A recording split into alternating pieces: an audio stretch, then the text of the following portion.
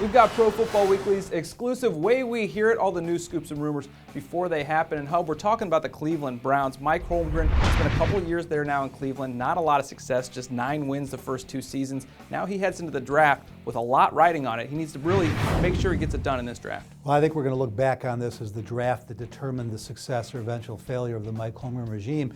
And a lot of that is because people believe that he may get bullied into taking a quarterback, Ryan Tannehill, with the 4th pick in the draft. Now, there is simply no way that any quarterback in this draft, other than, of course, Andrew Luck and Robert Griffin III, should really go in the first round. Ryan Tannehill, Kirk Cousins, Brock Osweiler, Brandon Weeden will probably all go in the first round because of the premium on the position.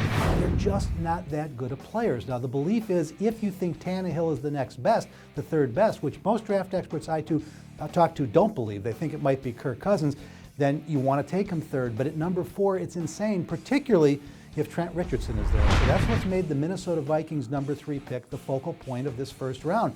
If they hang on to that pick, they're not going to take Trent Richardson. If the Browns come up number 4 and all the quarterbacks and Richardson are there, he has to take Trent Richardson. That gives him somebody to build an offense around. He's got the 22nd and 37th picks.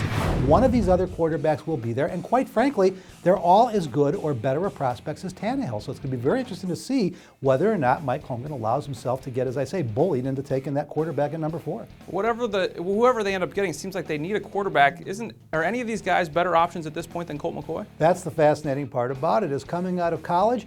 No. Coming out of college, Colt McCoy, who went in the 3rd round, was a better prospect. Now, again, a lot of people like Tannehill, Cousins, Osweiler. They may all turn out to be great quarterbacks. Actually, Brandon Weeden is probably the most prolific of all of them. He's beaten everybody else as they've played during their college careers, but he's 29 years old. Do you want to use the 4th pick in the draft on a 29-year-old? You can't do that. But Brandon Weeden at 37, if he were to last that long, he probably won't because of the premium on the position, but he will be there at 22, and so this is the fascinating thing to watch. Do the Browns play it smart?